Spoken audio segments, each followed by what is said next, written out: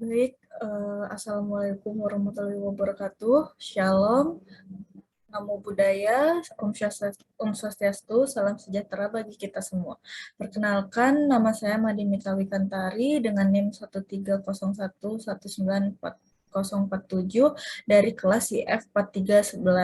Di sini saya akan mempresentasikan mengenai infografis manajemen proyek TIK yang sudah saya kerjakan sebelumnya untuk memenuhi tugas infografis CLO 1 mata kuliah manajemen proyek TIK.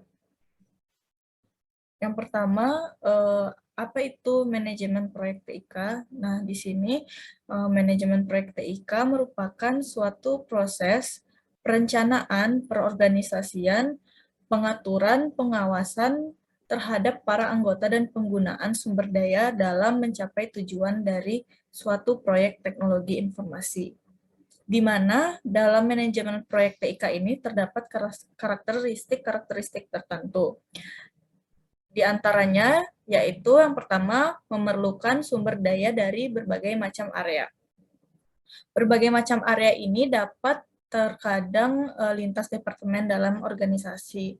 Lalu yang kedua yaitu terdapat deadline, di mana terdapat deadline ini memberitahukan kita bahwa terdapat awalan dan akhir saat kita mengerjakan suatu proyek. Lalu yang ketiga yaitu membutuhkan perencanaan.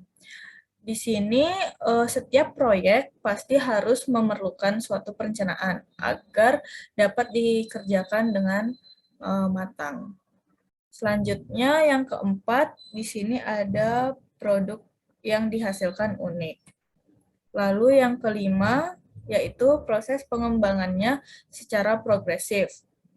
Yaitu ini berarti proyek dikerjakan secara bertahap dan dalam tahapan tersebut pasti ada kemajuan dari sebelum-sebelumnya.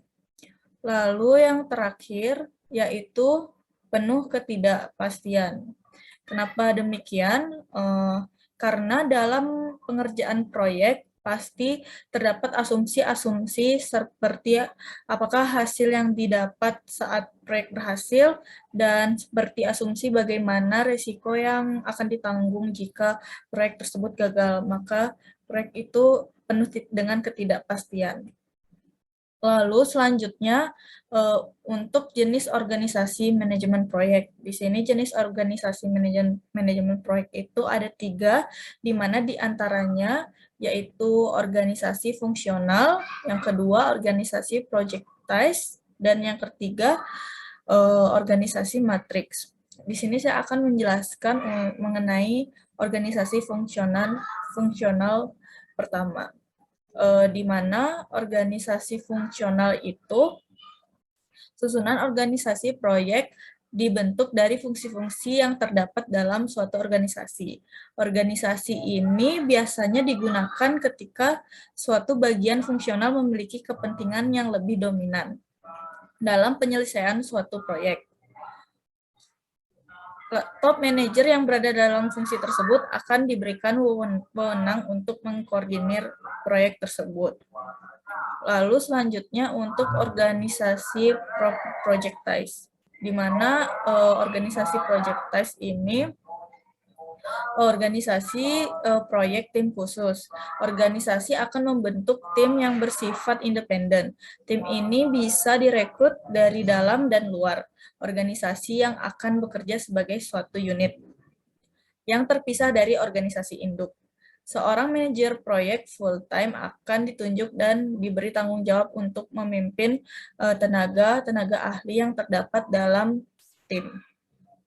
Lalu yang terakhir yaitu organisasi matriks, di mana organisasi proyek matriks ini merupakan suatu organisasi proyek yang melekat pada divisi fungsional suatu organisasi induk. Pada dasarnya organisasi ini merupakan penggabungan kelebihan yang terdapat dalam organisasi fungsional dan organisasi projectized.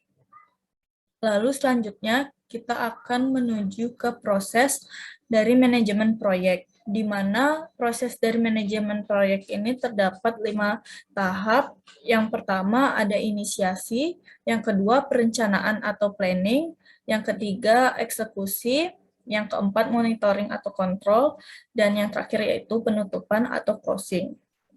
Yang pertama yaitu inisiasi. Di sini merupakan fase awal dari manajemen proyek, di mana dalam fase ini project manager akan menganalisis secara luas terkait proyek tersebut.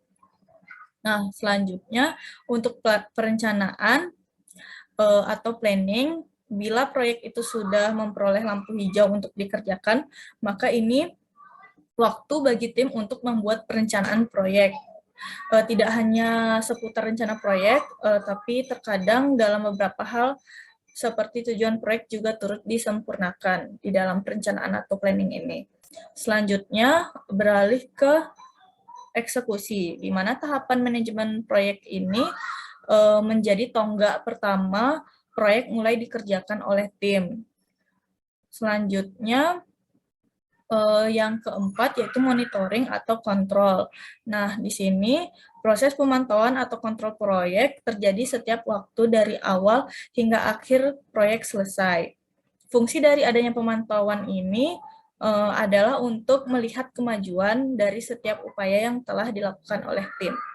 Dan yang terakhir yaitu penutupan atau closing, di mana penutupan proyek merupakan akhir dari tahapan manajemen proyek. Artinya, proyek yang ditangani ini telah rampung dan telah disetujui dengan standar yang diinginkan, atau proyek ini sudah pada tahapan akhir.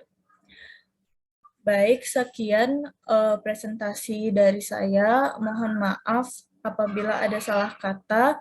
Akhir kata saya ucapkan wassalamualaikum warahmatullahi wabarakatuh.